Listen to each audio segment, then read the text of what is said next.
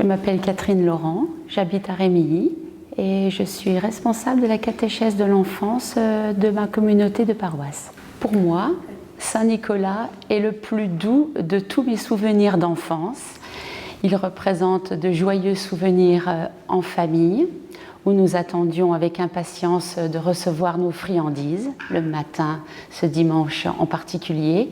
Il représente aussi la procession que je venais faire avec mes parents à Saint-Nicolas-de-Port. Quand on habite en Moselle, nous avons l'habitude de faire la fête le jour de Saint-Nicolas. Mais quand on veut vraiment comprendre qui était la figure religieuse qu'il représente pour les croyants, c'est ici, à Saint-Nicolas-de-Port, qu'il faut venir.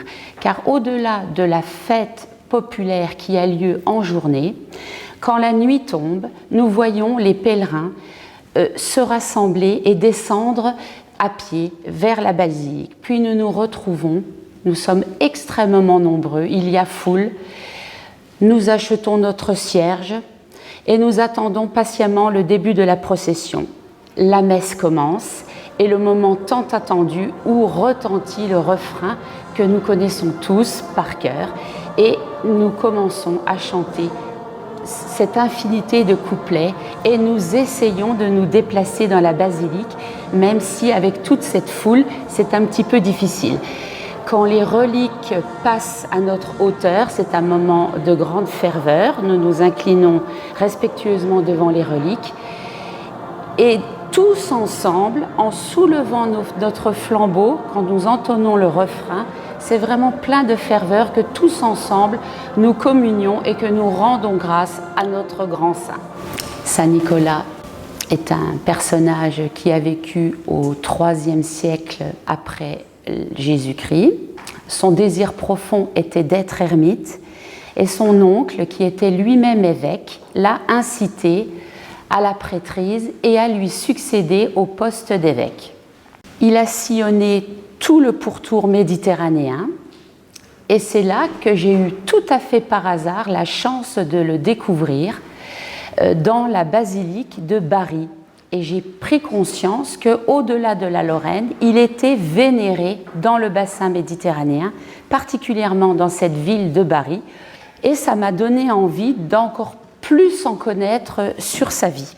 Pendant cette formation, nous avons appris que le culte de Saint-Nicolas en Lorraine a été initié par le seigneur Aubert de Varangéville, qui a rapporté, au retour d'un pèlerinage de Terre Sainte, les reliques de Saint-Nicolas.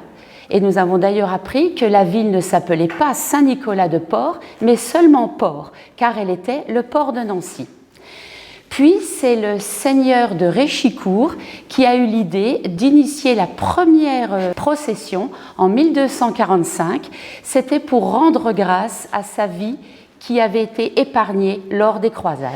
Nous avons également appris que Saint-Nicolas est devenu le saint patron des Lorrains en 1477 et ensuite une basilique a été construite en remerciement pour la libération de la Lorraine, du joug des Bourguignons.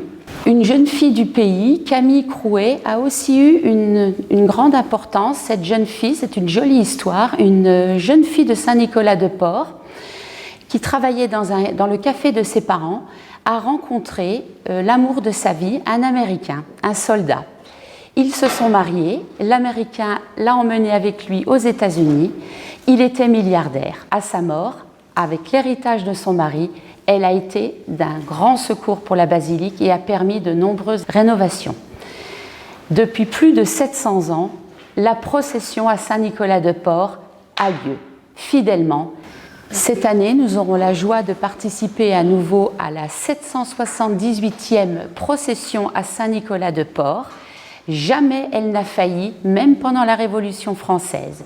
Et j'invite tous les Lorrains et toutes les personnes qui veulent connaître la Lorraine à venir y participer. C'est une merveilleuse et magnifique procession.